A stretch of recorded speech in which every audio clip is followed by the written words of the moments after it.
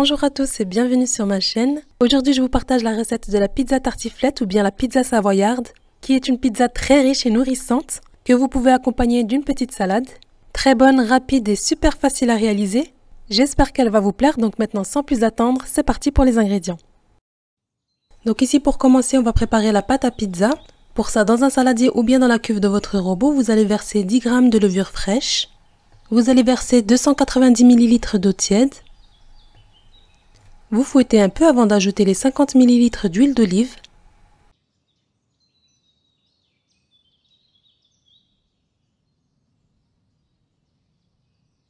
J'ajoute ensuite 150 g de semoule extra fine et je continue de fouetter.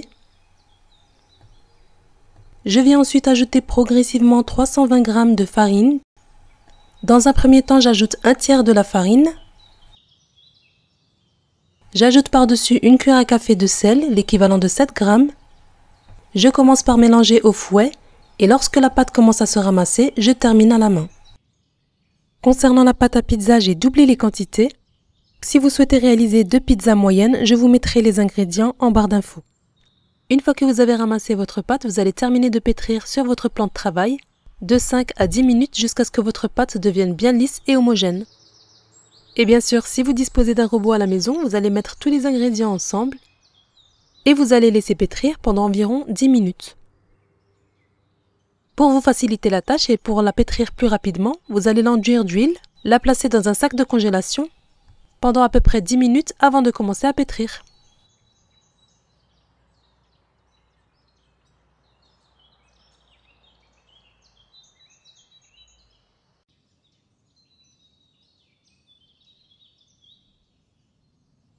Et voilà, comme vous voyez, après l'avoir bien pétri, on obtient une pâte bien lisse. Je forme une boule et je la place dans un saladier que l'on va filmer. Et on va laisser la pâte lever pendant à peu près 1 heure jusqu'à ce qu'elle double de volume. Et en attendant, on va venir préparer la garniture. On va commencer par cuire 5 à 6 pommes de terre. Pour ma part, je vais les mettre à cuire dans l'eau 10 à 15 minutes. Mais il vous est possible bien sûr de les cuire en vapeur. Vérifiez la cuisson en plantant un couteau dans votre pomme de terre et si elle est cuite, vous retirez du feu. Je viens ensuite découper mon fromage pour tartiflette, que vous pouvez remplacer par du fromage reblochon ou bien du fromage à raclette.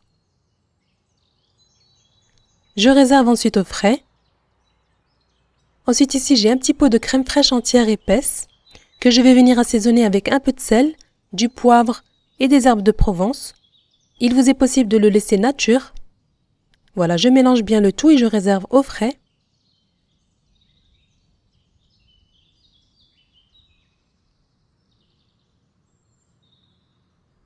Donc ici, comme vous voyez, j'ai des lardinettes de volaille nature, halal. Pareil, si vous préférez, vous pouvez choisir les lardons de volaille fumés. Donc ici, pour 2 pizzas, il va vous falloir 200 g. Pour les lardons, vous les trouverez facilement dans les épiceries orientaux. Donc là, il existe plusieurs marques. Comme ce paquet-là, c'est des lardons de poulet. Voilà, donc une fois que la cuisson des pommes de terre est terminée, on va maintenant enlever la peau et les couper en rondelles. Si vous n'êtes pas encore abonné à ma chaîne, je vous invite à le faire en cliquant sur la cloche de notification pour être alerté lorsque je poste une nouvelle recette. Comme vous voyez, je coupe des rondelles ni trop fines ni trop épaisses. Une fois que c'est fait, on réserve et on récupère 2 gros oignons. Je vais venir ici les couper en fines lamelles. Il vous est aussi possible de les hacher.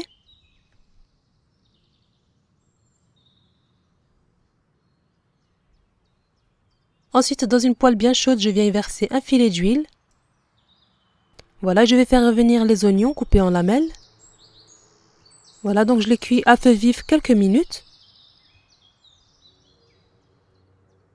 Et lorsque vos oignons commencent à être translucides et légèrement dorés, on les retire du feu. Donc ici, toujours dans la même poêle, je fais revenir mes lardons. Donc ici, je ne rajoute pas d'huile. Voilà, je vais les faire revenir à peu près 2 minutes et je les retire du feu.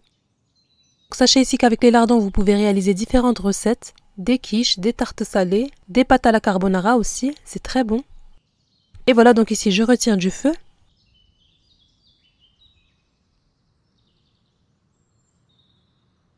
Et voilà, après 1 heure de repos, on récupère notre pâte qui a bien gonflé. On va venir maintenant l'abaisser sur notre plan de travail fariné. Donc comme je vous ai dit en début de vidéo, j'ai doublé les quantités pour ma pâte. Donc pour ma part, je vais faire 4 pizzas moyennes. Mais pour la quantité que je vous ai donnée pour la garniture, vous obtiendrez 2 pizzas. Une fois que vous avez divisé votre pâte en deux, vous allez venir les bouler comme ceci. Et vous allez les conserver jusqu'au moment de préparer vos pizzas.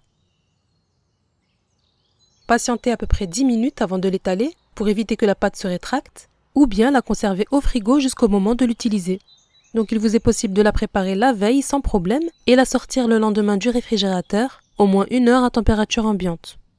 Voilà donc ici, comme vous voyez sur mon plan de travail fariné, je viens étaler ma pâte dans un premier temps au rouleau et ensuite je termine à la main. À ce stade, préchauffez votre four à 240 degrés. Donc moi pour ma part, je fais toujours des pizzas à pâte fine. Donc comme vous voyez, je l'étale très finement et je dépose ma pâte sur ma plaque de cuisson spéciale pizza, perforée pour avoir une pizza bien cuite et une pâte croustillante. Je viens maintenant napper ma pâte de crème que l'on a assaisonnée.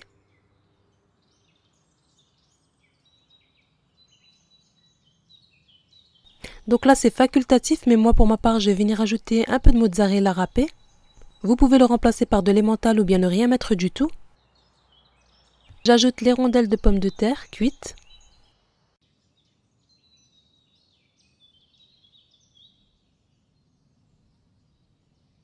Je viens disposer également les lardons, ainsi que les oignons.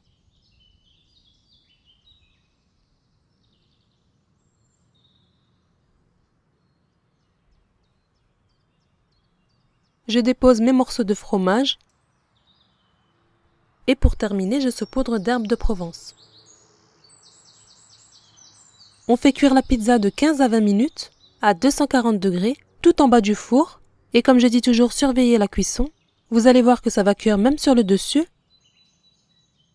Et voilà, passé ce temps, comme vous voyez, notre pizza est bien cuite. Vous obtiendrez une pizza tartiflette super bonne et très gourmande. Accompagnez-la d'une salade verte. Une fois de temps en temps, pourquoi pas se faire plaisir? Si bien sûr vous n'avez pas le temps de réaliser une pâte à pizza maison, vous pouvez très bien en acheter dans les commerces. Mais je trouve qu'elle est quand même meilleure faite maison. Retrouvez bien sûr la liste des ingrédients en barre d'infos sous la vidéo. N'hésitez pas aussi à regarder mes autres recettes de pizza.